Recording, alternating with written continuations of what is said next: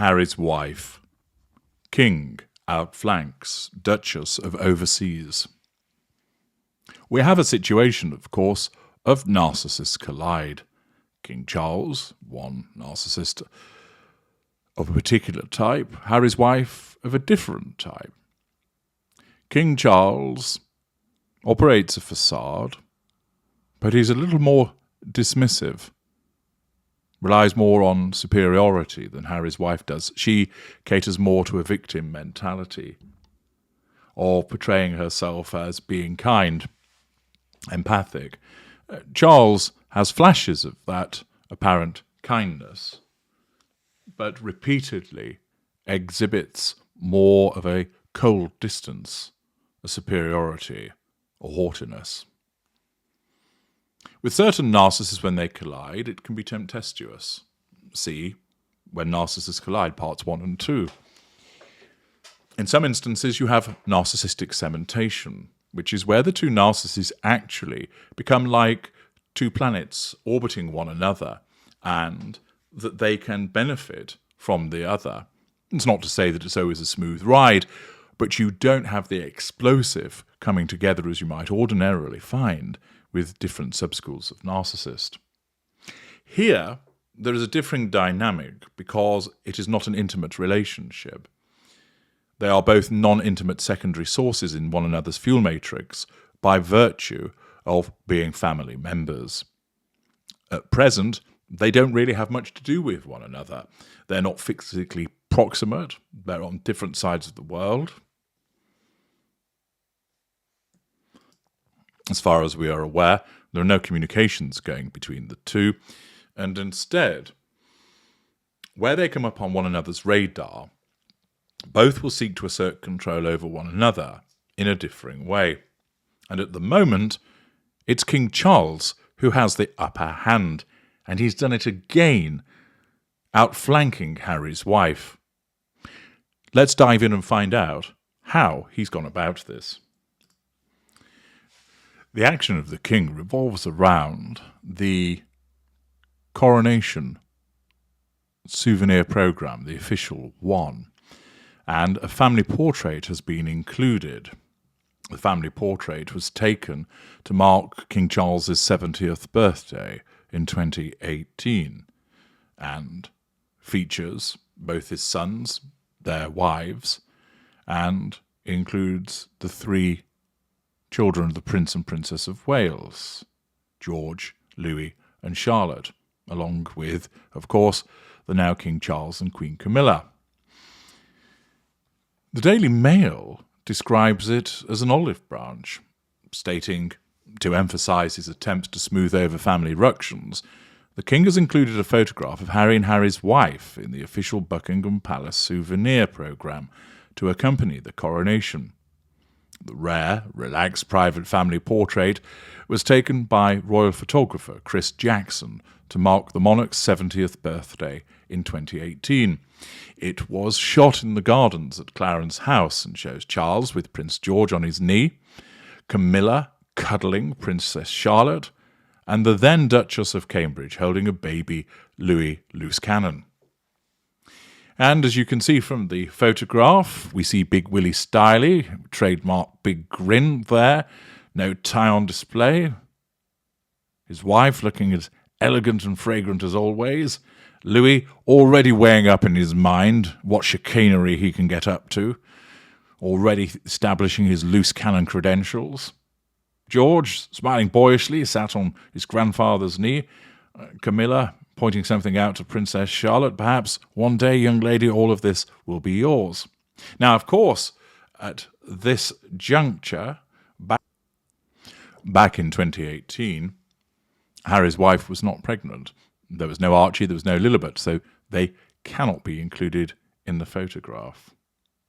However, this is an astute move by King Charles as he seeks to assert control over those around him.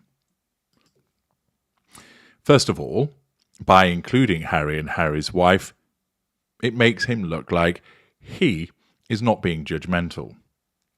It causes him to look like he's being decent about matters, notwithstanding the behaviour of Harry and Harry's wife. It looks not weak, as some people might suggest, but rather that he's being decent and saying, I rise above the brickbats that you've been throwing. This is my family, and I'm including everybody. But also, it includes a subtle dig, which enables him to outflank Harry's wife. Because, of course, whilst at this point there were no children in relation to the Sussexes, nor is there a later photograph that can be included with all of the grandchildren, because, of course, there has not been an occasion since which has enabled such a photograph to be taken because of the behaviour of Harry's wife. And also Harry. And thus what King Charles is able to do here is manage his facade to the outside world, which is to say, you see, here I am picking a lovely picture of us all together, children smiling, my children smiling, Harry's wife looking a bit nuts, but we'll come back to that in a moment. But here's a lovely picture taken in the garden at Clarence House. Doesn't everybody look delightful? See, I've included the Ginger Whinger and his handler because I'm a decent person. And therefore, ostensibly, many people would respond by stating, yes, King Charles, notwithstanding the way that he's been badly treated by his son and daughter-in-law, he turned the other cheek, he's been decent about it and included them all. But he's also making a subtle point, which is to say, see, here I am with my 3 grandchildren, but the other 2 are absent. And that's because you have ostracised us from them. So I'm going to make a point that whilst you 2 have been included in this picture, making me look good, I'm also emphasising the fact that your children aren't included in this because you've essentially kept them apart from us. And thus, and I suspect that King Charles has had advice with regard to the photograph that's to be used, that he has outflanked Harry's wife. It's also a bit of a 1-2, a bit of a kiss-kiss-bang-bang, because whilst he's demonstrated that he looks decent and has cocked a snook at Harry's wife and Harry, it also causes in the photograph to have Harry's wife look rather demented. As you'll notice with everybody else, they're stood upright and smiling, etc. Harry's wife is there with her usual rictus grin and for some strange reason is bending forwards. Perhaps she thinks that she's not getting into the photograph and she has to lean forward. Wouldn't be a surprise, of course, for a narcissist to try and get into the picture, into the frame in such a way. But of course, it doesn't make her look particularly good. If you close in on her eyes, she looks deranged. And that fixed rictus grin is there once again for reasons that I've explained to you on many occasions in relation to the way that her narcissism attempts to portray the image that it thinks is the most appropriate in the circumstances. And because she has no natural smile from a position of warmth, we invariably get to see this fixed rictus grin. The King's outflanking has been picked up by news.com.au in an article by who else? Daniela Elsa, where she states there are many things one can do with 20 quid. You could buy an official Clarence House coaster from the Buckingham Palace gift shop, pick up 14 packets of Waitrose home brand sausage rolls, or of this week, purchase the official coronation programme. It's an item all but destined to clutter up the attics of grandmothers and retired colonels across the United Kingdom. But there on its pages, when the Archbishop of Canterbury is not banging on about this sacral part of the coronation, is something pretty surprising. There, laughing and smiling in the midst of this official coronation souvenir, is one Harry's wife, the Duchess of Sussex. Specifically, the programme features a family shot taken in late 2018 to mark King Charles's 70th birthday. It includes Harry's wife and Harry, along with His Majesty, his wife Queen Camilla, William and Kate, the Prince and Princess of Wales, and their trio of adorable tykes. Viewed in isolation, it's a sweet shot, all family good humour and nicely ironed shirts. But given the Sussex's seismic eruptions, tears and TV outbursts, and all the virtuous pouting that has taken place in the years since it was taken, its inclusion is very surprising, if not a bit odd. The inclusion of this photo is something of a masterstroke on Charles's part, a brainwave he probably had after his morning Tai Chi in the Clarence House Rose Garden, while upstairs Camilla got started on her first Marlborough of the day. For months now, the looming question as the never-ending psychodrama of the Sussexes has been, will they actually frock up and front up to the coronation.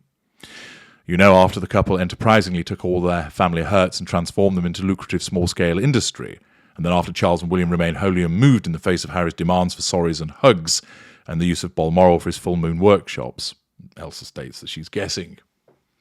4 months ago, the release of Spare saw Harry lay down his terms, so to speak, and for His Majesty and William to essentially get up and leave the room. Poor old H has been left self-righteously sitting at that negotiating table since January, ready for his apology, while his father and brother have gotten on with their lives. Poor bloke. Harry has become like the Miss Havisham of family rapprochements, forever left hanging on his own and awaiting nevermore. Then last week the world found, via a carefully timed Buckingham Palace release, that Harry will be going to his dad's crowning while Harry's wife will not. That both Sussexes packed up their 3-year-old and 1-year-old for a quickie trip to the UK last year for the Queen's Platinum Jubilee knees-up, during which they celebrated daughter Princess Elizabeth's first birthday, but are not willing to do the same for Charles is quite the litmus test, no? Which is where Charles's choice of that particular portrait from his 70th, featuring both of his sons and their families, comes into play. His Majesty could have easily opted to use some other photo of himself with the Wales clan, or maybe a childhood shot of him with William and Harry. Or he could simply have instructed his footman to instruct his private secretary to instruct the Buckingham Palace phone operator to place a call to Kensington Palace to request that William, Kate and the kids pop round for a photo shoot. There's no practical reason that His Majesty had to use this photo. There's no reason he had to choose one that included his daughter-in-law. And that leaves us with one possibility, that the King is sending a far from subtle message. That despite the Shitflix series, the tell-all book, all those interviews and that one live stream where Harry admitted to experimenting with drugs like a first-year philosophy major, despite having dragged the family through the mud and readily monetised his family feuding, His Majesty still loves Harry and sees Harry's wife as a part of the family. Well, Elsa writes this, but of course it's not the case. It isn't. Because, of course, as a narcissist, he doesn't love him. He may well believe that he does, but what you're witnessing is some excellent outflanking, demonstrating that ultimately he is taking the wind out of their sails by ostensibly and publicly saying, look, I'm being the decent one here. I'm including you in the photo, notwithstanding what you've done, but I'm also making the point your kids aren't in it, and we all know why that is. King 1, Harry's wife's nil. She's increasingly looking like a pawn in his games, despite what people might think. This, of course, is the benefit of understanding the narcissistic mind in action, which is what this channel is all about. I'm H.G. Tudor. Thank you for listening.